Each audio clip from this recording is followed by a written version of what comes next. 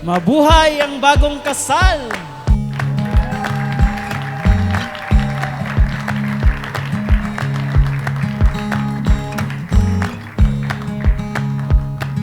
Something that makes us complete when we finally see. Galing kami sa long distance relationship. And nung una kami nagkita, yun, naging kami na. Online po nag-start. So parang unang friends lang kami. And then naging komportable sa isa't isa. Hanggang di na natigil yung video calls and voice calls namin kahit nag-work or kahit saan. There's love enough to go around. I think 3 to 4 months kaming getting to know each other. Sabi ko, lagi na lang natin pinag-uusapan yung kasal. Sabi ko, parang natatakot na ako kasi ang lalim na ng pinag-uusapan natin, hindi pa nga tayo. So sabi ko, kailan magiging tayo? Nung tinatanong niya ako na kung ano ba talaga kami, then sinabi ko okay lang ba maging tayo na kahit sa online lang. Siguro inaantay niya lang rin yun kasi yung mga messages niya, inaantay niya lang rin sabihin ko or tanongin ko siya.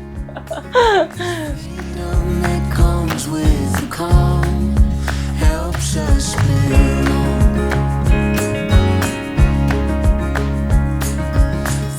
Justin, sumasang-ayon ka ba na maging asawa si Ralph na narito ngayon, alinsunod sa batas at mga alituntunin ng ating banal na simbahan?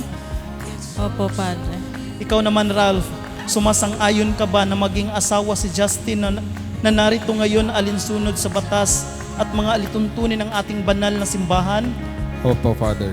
There's love enough to go around.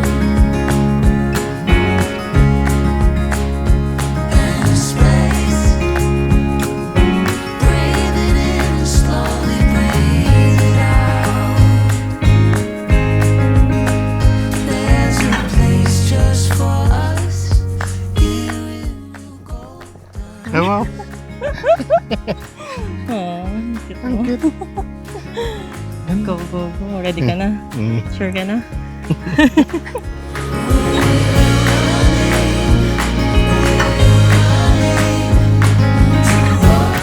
Alam kong di ako perfect, pero sa iyo palagi akong magsisikap. Pinangako kong lagi kitang alagaan, yayakapin at mamahalin araw-araw. Ikaw ang paborito kong tao at habang buhay ko ang pipiliin ko.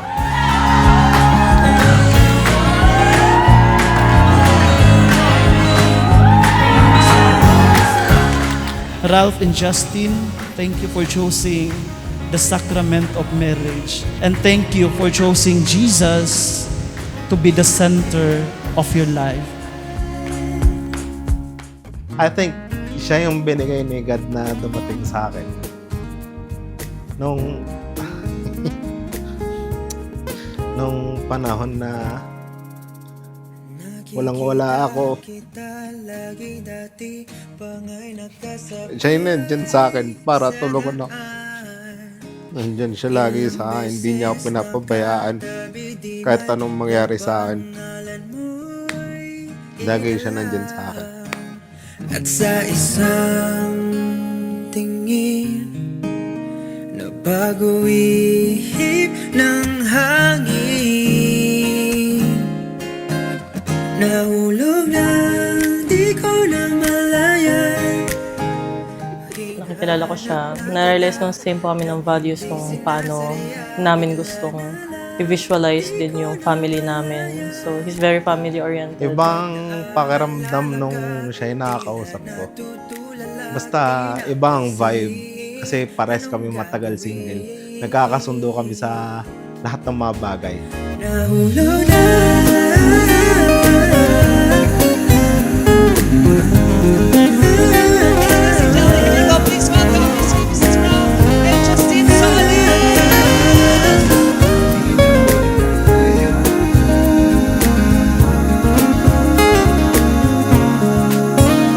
Nagkasabayan sa may pilahan.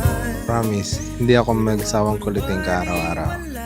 Nangako kong lagi kitang pagluluto. Napakasipag niya po magluto. Just, syempre pag ano, di ba? Magbusog ka, masaya ka. Patatawan kapag bad trip ka at mamahalin ng buong puso ko at forever kitang pipiliin. Kahit sa gitna ng traffic, sa rush hour, pila sa grocery at kung magunaw man ang mundo. Love you. Nahulog na, di ko na malaya. Hinahanap na kita nang hindi sinasaraya. Bigla na lang, di ko na malaya. I promise to help you with everything that you need to support you in whatever careers and whatever decisions that you're gonna make for our family. I promise to love you with all my heart, my soul, and my life. Dahan-dahan naman, ayoko muna magbiyak. Itong nararamdaman, ngunit bigla na lang kinuhayan. Nahulog na. I promise na at the end of our life and during our life in earth, magtutulungan tayo na maging mabuting tao for each other and for our family, and a vision ko in the future is for us to go to heaven together. I love you. Nahulog na, di ko na malaya. Hinahanap na kita nang hindi sinasaya. Bigla na lang, di ko na malaya. Pag naaalala ka, tila natutulala. Di napansin anong gagawin.